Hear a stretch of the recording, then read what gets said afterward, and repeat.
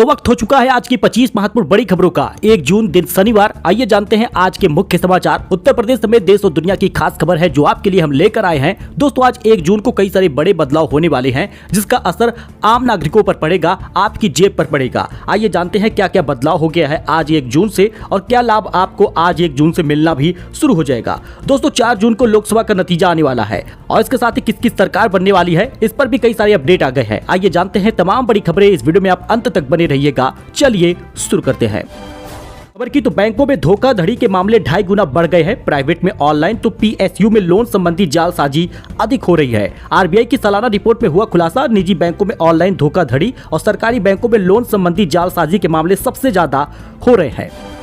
वही पीएम मोदी बोले, चुप हूं तो समझने में भूल ना करे वरना 7 पीढ़ियों के पाप खोलकर रख दूंगा। मोदी ने एक बार फिर से 1 रैंक 1 पेंशन OROP के मुद्दे को लेकर कांग्रेस पर निशाना साधा और कहा कि उसने इस मुद्दे पर 40 साल तक पूर्व सैनिकों से झूठ बोला है। नरेंद्र मोदी ने गुरुवार को विपक्षी गठबंधन इंडिया पर सेना को राजनीति का हथियार बनाने का आरोप लगाया और उसे चुनौती देते हुए कहा कि वह उन्हें समझने में कोई गलती न करे क्योंकि अगर उन्होंने मुंह खोल दिया तो उसकी 7 पीढ़ी के पाप सार्वजनिक हो जाएंगे। मुस्लिम लड़के से हिंदू लड़की की शादी वैध नहीं होगी। हाईकोर्ट का बड़ा फैसला है। पुलिस सुरक्षा से भी इनकार कर दिया गया है। दोस्तों न्यायमूर्ति गुरुपाल आहलूवालिया ने कहा है कि मुस्लिम पुरुष और हिंदू महिला के बीच विवाह मुस्लिम कानून के तहत अनियमित विवाह माना जाता है, भले ही उनका विवाह विशेष विवाह अधिनियम के तहत ही क्यों ना हुआ हो। मध्य प्रदेश हाईकोर्ट ने मुस्लिम पुरुष और हिंदू महिला के विवाह से जुड़े मामले को एक बेहद अहम फैसला सुनाया है। हाईकोर्ट ने कहा कि मुस्लिम पुरुष और हिंदू महिला के बीच हुआ विवाह मुस्लिम पर्सनल लॉ के तहत वैध नहीं है और इसके साथ ही उन्हें पुलिस सुरक्षा से भी इनकार किया गया है। हाईकोर्ट का ये बड़ा फैसला सामने आया।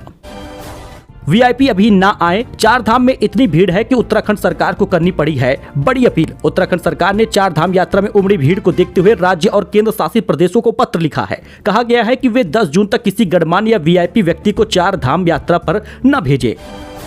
तो दोस्तों 1 जून को कई सारे बदलाव होने वाले हैं, यानी आज कई सारे बदलाव होंगे जिसका असर आप पर पड़ेगा। लोकसभा चुनाव के आखिरी चरण का चुनाव आज है। इस दिन कई सारे नियमों में बदलाव भी हो रहा है जो आपके जीवन पर प्रभाव डालेगा। जून में एलपीजी सिलेंडर का रेट, आधार कार्ड, ड्राइविंग लाइसेंस से जुड़े कई सारे बदलाव हो गए हैं। आरबीआई द्वारा जारी बैंक हॉलीडे की लिस्ट भी जारी हो गई है। दोस्तों इसी महीने में कई सारी छुट्टियां पड़ेगी, वो बकरीद की छुट्टी हो या कई अन्य त्योहार हो। तो आप 1 जून को जान लीजिए प्रमुख बदलाव क्या हो रहा है। नए ड्राइविंग लाइसेंस का नियम बन गया है। सड़क परिवहन राजमार्ग मंत्रालय ने बताया कि ड्राइविंग लाइसेंस के लिए नए नियम की घोषणा हो गई है। 1 जून 2024 से आप आरटीओ के बजाय निजी ड्राइविंग प्रशिक्षण केंद्र पर ड्राइविंग टेस्ट दे पाएंगे। आपका ड्राइविंग लाइसेंस भी बन जाएगा, आरटीओ जाने की जरूरत नहीं होगी। वहीं पर यह भी नियम जारी हुआ है कि तेज रफ्तार से गाड़ी चलाने पर 1000 रुपए से 2000 रुपए तक जुर्माना लगेगा और यह भी बताया गया है कि नाबालिग गाड़ी चलाते हुए पकड़ा जाता है तो 25,000 रुपए का जुर्माना लगेगा। इसके अलावा वाहन मालिक का रजिस्ट्रेशन कैंसिल कर दिया जाएगा। नाबालिग 25 साल की उम्र तक लाइसेंस के लिए अयोग्य हो जाएगा। आधार कार्ड को लेकर नया अपडेट आ गया है। 1 जून से ही कई सारे परिवर्तन हो रहे हैं। हालांकि ये 14 जून को परिवर्तन होगा।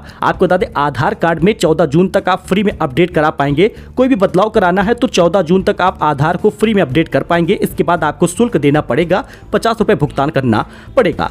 दोस्तों आज एलपीजी गैस सिलेंडर के दाम में गिरावट देखने को मिली है। एक्सपर्ट का मानना है कि इसमें और गिरावट होगी। फिलहाल घरेलू गैस सिलेंडर में बताया जा रहा है कि कोई बदलाव नहीं हुआ, सिर्फ कॉमर्शियल गैस सिलेंडर सस्ता हुआ है। जून में एक बार फिर से सिलेंडर की कीमत कम होने की आशंका जताई गई थी। दोस्तों वहीं पर इंडिया ब्लॉक की सरकार बनी तो कब से मिलेगा 8,500 रुपए। मतलब कांग्रेस की सरकार बन गई, राहुल गांधी जीत गए। अगर 4 जून को नतीजा आता है और कांग्रेस सरकार बन जाती है तो लगभग महिलाओं को 8,500 रुपए मिलेगा। जून में सरकार बनेगी, जुलाई में खटाखट पैसा आएगा, अगस्त में आएगा, सितंबर में आएगा, ऐसे उन्होंने कहा था। राहुल गांधी ने कहा कि जब हम गरीबों को पैसा देंगे तो वो लोग अपने गाँव शहर में ये पैसा खर्च करेंगे। सामान की डिमांड बढ़ेगी तो बंद फैक्ट्रियां चालू होंगी, फिर उन्हीं फैक्ट्रियों में हिंदुस्तान के युवाओं को रोजगार मिलेगा। जी हाँ, कांग्रेस सांसद राहुल गांधी ने कहा इंडिया गठबंधन के सामने 2 समस्याएं हैं, एक अमीर गरीब की असमानता और दूसरा बेरोजगारी। हम इसे दूर करेंगे, हर महिला को 8,500 देंगे। आप यहां भी देख सकते हैं 5 जुलाई को आएगा 8,500 रुपए।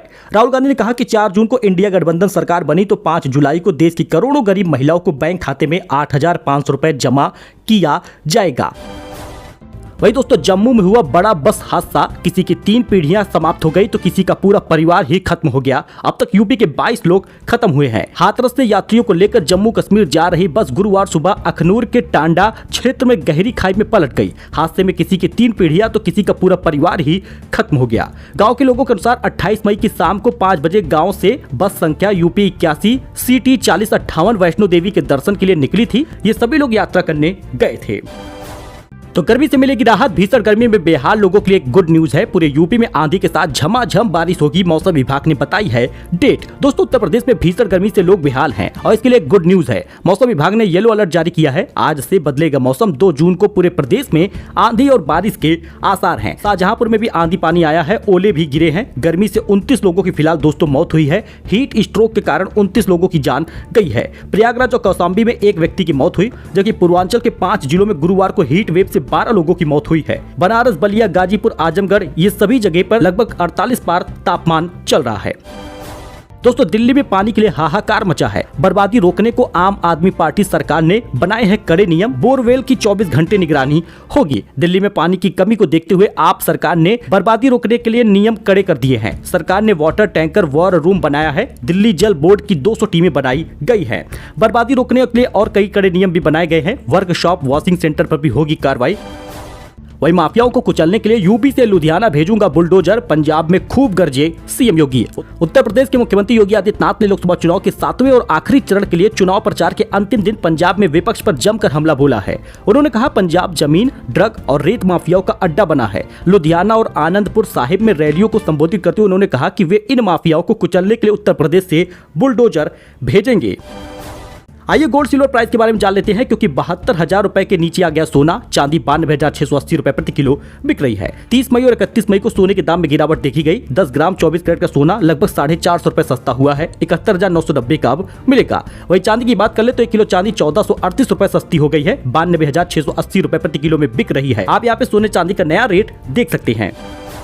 वही दोस्तों रिलायंस ने जियो फाइनेंस ऐप अनवील किया है। डिजिटल बैंकिंग और यूपीआई ट्रांजैक्शन जैसी सर्विसेज मिलेगी। जी हाँ दोस्तों, आप इस खबर को जान लीजिए। रिलायंस ने जियो फाइनेंस ऐप अनवील किया है। इसमें digital banking, UPI transaction, bill payment जैसी सारी सर्विसेज मिलेगी। म्यूचुअल फंड पर लोन लेने की भी सुविधा मिलेगी। आने वाले समय में कंपनी अपने लोन सर्विसेज का विस्तार करेगी और इसे होम लोन तक आगे बढ़ाएगी। कंपनी इसे डेली फाइनेंस और डिजिटल बैंकिंग में क्रांति लाने वाला एक अत्याधुनिक प्लेटफॉर्म बता रही है। कंपनी यूजर इनपुट के आधार पर ऐप में सुधार करेगी।